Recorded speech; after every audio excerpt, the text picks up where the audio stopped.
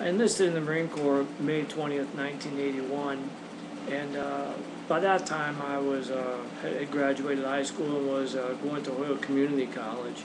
Uh, you asked me why I joined the Marine Corps, and in part that was because I really had disliked high school.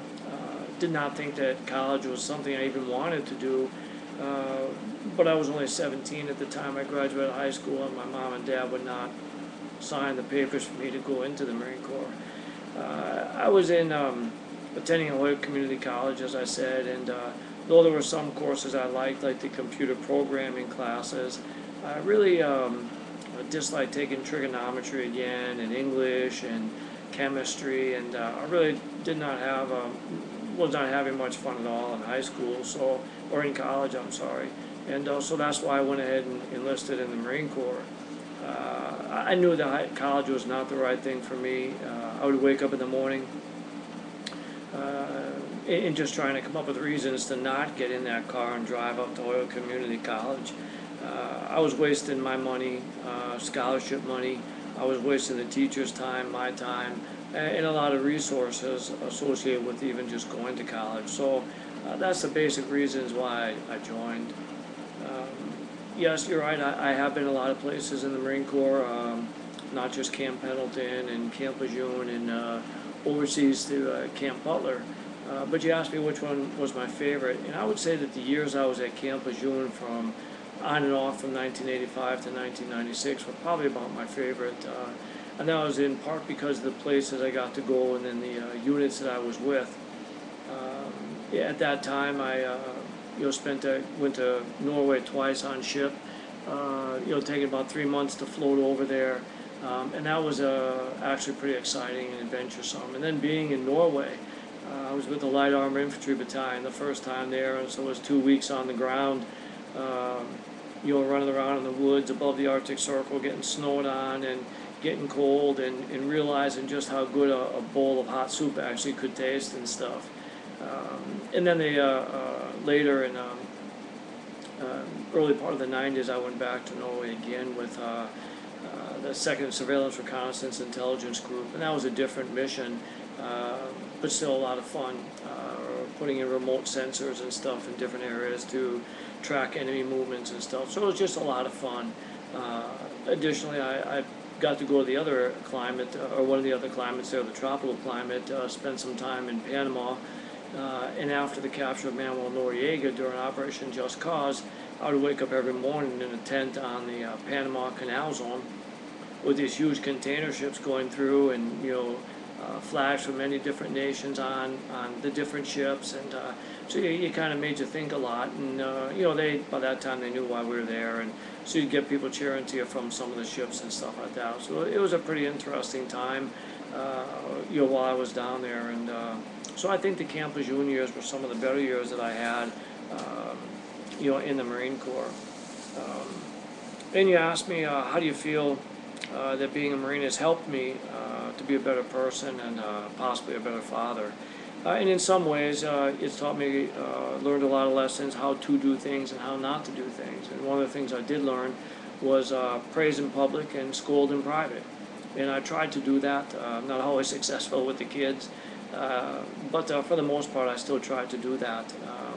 And let them know quietly what I think what they might need to do a little bit differently, and let everybody know when they have those great successes. Additionally, I've always carried that sense of teamwork in and around the family, and we are a team as much as I am a team with anything in the Marine Corps. We have strengths, we have weaknesses, but together with our strengths and weaknesses, we can compensate for each other and be very successful in the things that we try to do. And we support each other the best that we can, and together, realistically, we can achieve what may seem like the impossible. I'm sorry. You asked me what I think the most important things I've learned about from being in the Marine Corps, and I would have to say that for me, it's always been a sense that there was no reason to take the easy way out.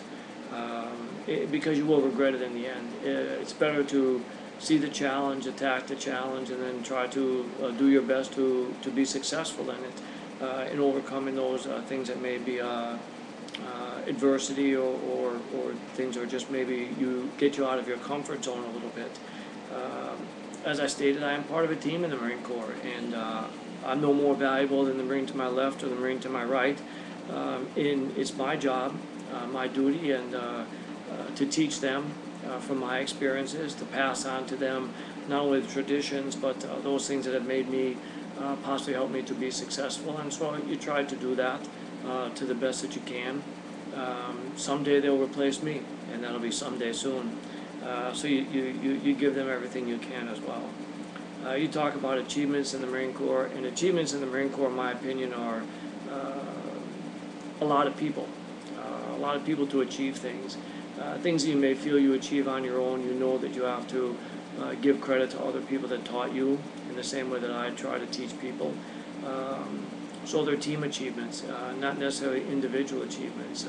Even in achieving rank or selections and stuff like that, they are based solely on people helping you get there. So I guess I hope that answered the question about achievements. You asked me why I got my master's in education, and when I was getting my bachelor's of science in information systems management, I took a course in multimedia. I really enjoyed that course. I enjoyed the application of technology, and using it in different ways and coming up with different things and stuff like that. Later I went to as a director of the Communication Electronic Maintenance School for 3 years. I pushed people to incorporate multimedia into their courses and made them establish a distance learning lab associated with the school. And so getting a master's in education, and specifically in educational technology, is really a natural progression for me of being a teacher all the time in the Marine Corps. Every Marine teaches other Marines something, whether they be good things or bad things, we all teach. In the educational technology piece, it's really been something I just enjoy doing. And yes, I do look to further my education. Hopefully I will have the opportunity to earn a PhD in education as well.